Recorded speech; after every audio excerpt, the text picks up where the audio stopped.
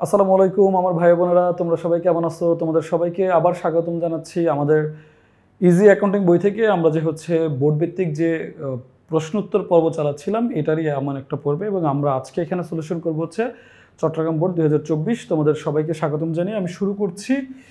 Chittagong board 2024, এটা চমৎকার একটা অঙ্ক। এই টাইপের অঙ্কগুলো আসলে খুব ব্রেন স্টর্মিং করতে শেখায়। ব্রেন স্টর্মিং মানে তোমার ব্রেনকে কাজে লাগাইতে বা দক্ষতা বাড়াতে শেখায়। সো আমি আশা করি তোমরা সবাই এটাকে খুব মনোযোগ দিয়ে করবা। মাঝে মাঝে এই অঙ্কগুলো পাওয়া যায় এবং আমি এটা পছন্দ করি, যা তোমাকে অ্যাকাউন্টিং সম্পর্কে আসলে আরও গভীরভাবে ধারণা দেয় বা অথবা ভাবতে শেখায়। ঠিক আছে, এই অঙ্কগুলো আমার পছন্দ। ওকে, এগুলো খুব কম সময়ে করা যায় এবং ভালো মার্কস পাওয়া যায়। তো প্রথমে কি বলছে, আমি যেমনটা করি যে কোনো অঙ্ক করার আগে প্রথমে আমরা এটার কি করব, এটার কোশ্চেনগুলো আমরা পড়ে নিব। ক, খ, গ। এখানে প্রথমে বলছে মাস শেষে হাতে নগদের পরিমাণ। তার মানে এখানে আমার জাস্ট একটা বিষয়, নগদ মানে নগদ যে যে লেনদেনে আমার বাড়বে বা কমবে ওগুলো নিয়ে কাজ। এবং তারপর নিট ক্রয়ের পরিমাণ। নিট ক্রয় মানে আমরা যে যে পণ্য ক্রয়গুলো ক্রয় করছি ওই ক্রয় থেকে আমার যা যোগ হবে বা বিয়োগ হবে সেগুলো যোগ বিয়োগ করে করব। এবং এরপর উপযুক্ত তথ্যের আলোকে এপ্রিল মাসে কি বলছে, 1-10 এত তারিখের লেনদেনগুলো সাধারণ জাবেদা। তার মানে প্রথমে আমাকে ক নম্বরে করতে বলছে নগদ হাতে, মানে হাতে নগদের পরিমাণ। তারপর তোমার নিট ক্রয় পরিমাণ খ নম্বরে, আর গ নম্বরে আমার কিছু সাধারণ জাবেদা করতে বলছে। তাহলে আমরা শুরু করি ক নম্বর দিয়ে। এখানে বলছে নিট মানে মাস শেষে হাতে নগদ, মানে মাস শেষে আমার নগদের পরিমাণ, হাতে কতটুকু নগদ আছে সেটার পরিমাণই আমার এটা। ওকে, তাহলে আমরা শুরু করি। 1 এপ্রিল আমাদের এখানে নগদ ছিল কত, 50,000। তারপরে আবার কোথায় নগদ আছে আমরা দেখি। এটা সাফিয়া না, এটা এটা ধারে, তার মানে এখানে নাই। ভাড়া প্রদান, এই যে একটা নগদ, এটা মাইনাস। যন্ত্রপাতির অপচয়, নগদের সম্পর্ক নাই। চেকে পণ্য ক্রয়, ব্যাংক, নগদের সম্পর্ক নাই। মিস্টার ওয়ানের ব্যক্তিগত খরচ ব্যবসায় হতে পরিশোধ করা হলো, এইটা একটা নগদ, এটা উত্তোলন, এখানে একটা নগদ আছে। এরপরে তোমার কি আছে, বিনামূল্যে পণ্য বিতরণ, এখানেও কোনো নগদের সম্পর্ক নাই। তাহলে নগদের সম্পর্ক কই কই আছে আমরা দেখলাম।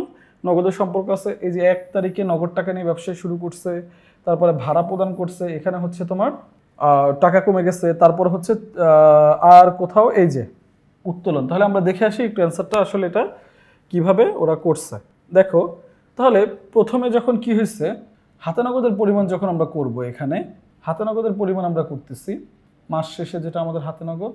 তাহলে আমরা দেখি মাস শেষে হাতে নগদ। এই যে আমরা বছরের শুরুতে, দেখো বছরের শুরুতে আমরা নগদ আনছিলাম কত, নগদ আনয়ন কত, 50,000।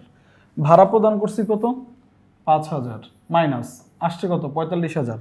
আবার আমরা কোনো উত্তোলন করছি নগদ মালিকের জন্য 2,000, তাহলে হয়েছে কত, 43,000। আবার যদি আমাদের কোনো কারণে বিক্রয় হইতো এখানে ধরো, বা অন্য কোনো আয় হইতো যেগুলোদের আবার নগদ আসছে, বা ঋণ নিচ্ছি, ঋণ নিলেও তো আমার নগদ আসে, তো এগুলো আসলে তখন এখানে প্লাস হয়ে যেত। তার মানে মাস শেষে নগদের পরিমাণ বের করতে বলা মানে ওরা বলছে যে আমার টাকাগুলো আসা এবং আমার টাকাগুলো যাওয়া, এরপরে আমার মাস শেষে কত টাকা আছে। তাহলে আমরা এখানে মাস শেষে ওদের পাইলাম যে বছরের শুরুতে ওরা 50,000 টাকা নিচ্ছে, দেন 2টা নগদ লেনদেন চলে গেছে, সেখান থেকে গিয়ে অবশেষে ওদের মাস শেষে 43,000 টাকা হাতে আছে। এইটা আমার কোশ্চেন, এটা আমার কয়ের অ্যান্সার। ওকে, চমৎকারভাবে আমরা আনসারটা বের করে ফেললাম। এবার আমরা দেখব আমাদের ক্ষয়ে কি বলছে। ক্ষয়ে বলছে নিট ক্রয়ের পরিমাণ, ক্ষয়ে বলছে নিট ক্রয়ের পরিমাণ। ক্ষয়ে কি বলছে, নিট ক্রয়ের পরিমাণ। নিট ক্রয় মানে কি, পণ্যদ্রব্য যে আমরা ক্রয় করছি, ক্রয় বলতে কিন্তু এটা আসবাবপত্র হবে না, এটা হবে পণ্যদ্রব্য ক্রয়। এই পণ্যদ্রব্য ক্রয় এবং যে যে কারণে ক্রয় আরও বাড়ছে বা যে যে কারণে ক্রয়গুলো কমছে, সবগুলো প্লাস মাইনাস হওয়ার পরে আমার হাতে কি পরিমাণ ক্রয় আছে। এই যে দেখো 25,000 টাকার পণ্য ক্রয় করছি, সাথে পরিবহন খরচ 1,000, তাহলে আলটিমেটলি আমার ক্রয় কত, 26,000। তারপরে কি আছে, যন্ত্রপাতির অবচয় আসবে না, এখানেও নাই। চেকে পণ্য ক্রয়, এই যে একটা ক্রয় আবার বাড়ছে। তারপরে কি আছে, এটা নাই। বিনামূল্যে পণ্য বিতরণ, এই যে একটা ক্রয় কমছে, দেখো বিনামূল্যে পণ্য বিতরণ, এটা একটা ক্রয় কমছে। তার মানে যে যে কারণে আমাদের ক্রয় বাড়বে যোগ হবে, যে যে কারণে আমাদের ক্রয় কমবে সেটা মাইনাস হবে। তাহলে আমরা শুরু করি, দেখি আমাদের অ্যান্সারে আমাদের কি দেয়া আছে। ঠিক আছে, তাহলে আমরা শুরু করি। আসো, প্রথমে আমাদের এখানে ধারে পণ্য ক্রয় কত বলা আছে। ধারে পণ্য ক্রয় আমাদের 25,000 ক্রয়, সাথে পরিবহন খরচ 26,000, আমার একটা ক্রয়। ক্রয় বলতে পণ্যদ্রব্য ক্রয় বোঝায়, আমি বারবার বলে দিচ্ছি, সম্পত্তি ক্রয় বিক্রয় কখনো ক্রয় বিক্রয়ের মধ্যে আসবে না।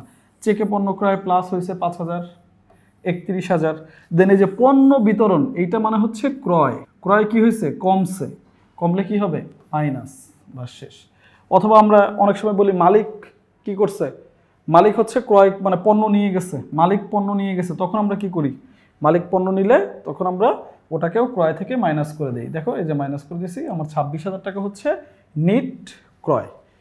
এগুলো এভাবে বের করতে হয়। বিক্রয় হলে সেম, যে যে কারণে বিক্রয় বাড়বে সেগুলো যোগ হবে, যে যে কারণে বিক্রয় কমবে সেগুলো মাইনাস হবে। এই হচ্ছে আমার কাজ।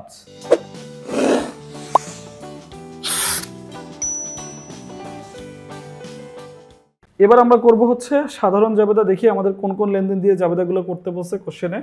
দেখো কোশ্চেন আমাদের লেনদেনগুলো হচ্ছে, প্রথমে বলছে 1 তারিখ 10 তারিখ এবং 1 তারিখ 10 তারিখ এবং 15 ও 26 তারিখ। তার মানে আমরা 1 তারিখের করব, 1 তারিখের করব, 15 করব, 26 করব, 10 তারিখের করব। এই কয়টা হচ্ছে আমরা জাবেদা করব। ওকে, তাহলে ভাই তোমরা একটু খেয়াল করো, আমরা প্রথম যে লেনদেনটা ছিল সেটা হচ্ছে নগদ ছিল, আর যন্ত্রপাতি ছিল, এবং কি ছিল, এটা ছিল হচ্ছে আমার মূলধন, কারণ যা যা নিয়ে ব্যবসায় শুরু করে তাই হচ্ছে আমার মূলধন। তাহলে আমরা এটাকে নগদান হিসাব ডেবিট বলতে পারি, ডেবিট। তারপর হচ্ছে যন্ত্রপাতি হিসাব ডেবিট, তারপর হচ্ছে তোমার মূলধন হিসাব ক্রেডিট। এই হচ্ছে আমার জাবেদা। এখন কোনটা কেন, নগদান আমার অ্যাসেট বাড়ছে, আমরা জানি সম্পত্তি বাড়লে ডেবিট, সম্পত্তি কমলে ক্রেডিট। যন্ত্রপাতি আমার অ্যাসেট বাড়ছে, আমরা জানি সম্পত্তি বাড়লে ডেবিট, কমলে ক্রেডিট। মূলধন মানে ক্যাপিটাল, ক্যাপিটাল বাড়লে কি ক্রেডিট। ঠিক আছে, এই হচ্ছে আমাদের প্রথমটার জাবেদা। এবার আমরা আসি 10 তারিখে। 10 তারিখে কি বলছে, ভাড়া প্রদান করা হলো। কত ভাড়া প্রদান করা হলো, ভাড়া প্রদান করা হলো আমার 5,000 টাকা। ভাড়া আমার জন্য কি একটা ব্যয়, ভাড়া আমার জন্য কি একটা ব্যয়, ভাড়া হচ্ছে আমার জন্য একটা ব্যয়। তাহলে ভাড়া হিসাব ডেবিট, আর নগদান হিসাব, নগদান হিসাব, নগদান হিসাব কি ক্রেডিট। ভাড়া হিসাব ডেবিট আর নগদান হিসাব ক্রেডিট, ভাড়া হিসাব ডেবিট আর নগদান হিসাব ক্রেডিট। ভাড়া এখানে ব্যয় মানে আমার এক্সপেন্স বাড়ছে, আর নগদান হচ্ছে আমার অ্যাসেট, এটা মানে হচ্ছে আমার কমছে।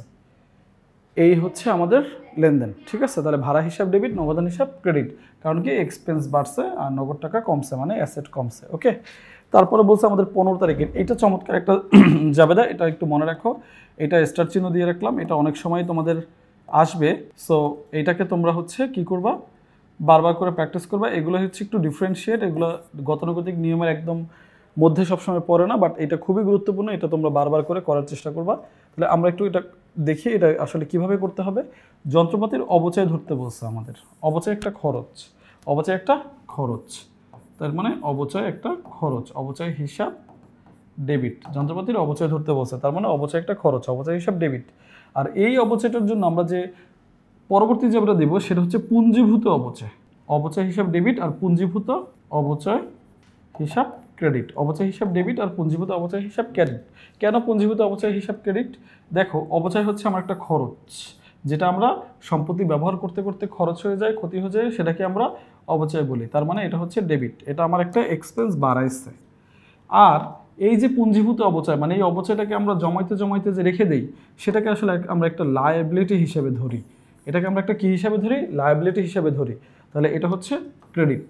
তার মানে এই অবচয় যখন তোমাকে বের করতে বলবে, সুন্দর করে লিখবো অবচয় হিসাব ডেবিট আর পুঞ্জীভূত অবচয় হিসাব ক্রেডিট, আর এখানে সুন্দর করে তুমি ওই সম্পত্তির নামটা লিখে দিতে পারো ব্র্যাকেট দিয়ে।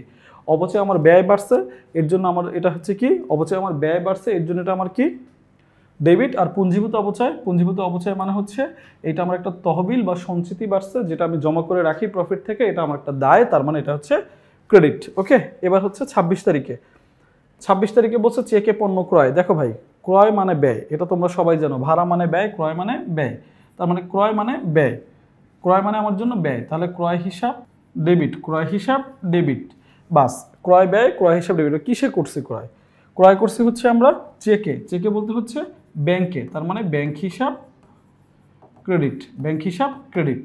ক্রয় হিসাব ডেবিট, ব্যাংক হিসাব ক্রেডিট, ক্রয় হিসাব ডেবিট, ব্যাংক হিসাব ক্রেডিট, ক্রয় হিসাব ডেবিট, ব্যাংক হিসাব ক্রেডিট, ক্রয় হিসাব ডেবিট, ব্যাংক হিসাব ক্রেডিট। কারণ কি, ক্রয় আমার ব্যয় বাড়ছে, তার মানে ব্যয় বাড়লে হচ্ছে আমার জন্য ডেবিট, আর ব্যাংক মানে আমার অ্যাসেট কমছে, যেহেতু আমি ব্যাংকের টাকা দিয়ে চেক দিয়ে কিনছি, তার মানে এটা ক্রেডিট, তার মানে সম্পত্তি কমছে বলে এটা ক্রেডিট। এই হচ্ছে আমার জাবেদা। দেখি তো আমরা একটু উত্তরপত্র আমাদের সাথে প্রপারলি ওদের সাথে মিলে কিনা।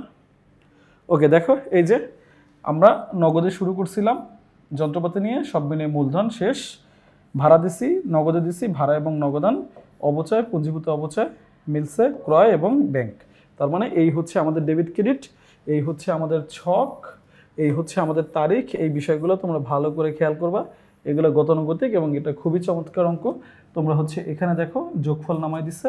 আর এই যে একটা বিষয় সবসময় মনে রাখবে, জাবেদায় হবে খতিয়ান পৃষ্ঠা আর খতিয়ানে হবে জাবেদা পৃষ্ঠা, জাবেদায় হবে খতিয়ান পৃষ্ঠা আর খতিয়ানে হবে জাবেদায় পৃষ্ঠা। উপরে কার জাবেদার নাম লিখবা, নিচে হচ্ছে জাস্ট টাইটেল বা হেডলাইন দিয়ে দিবা।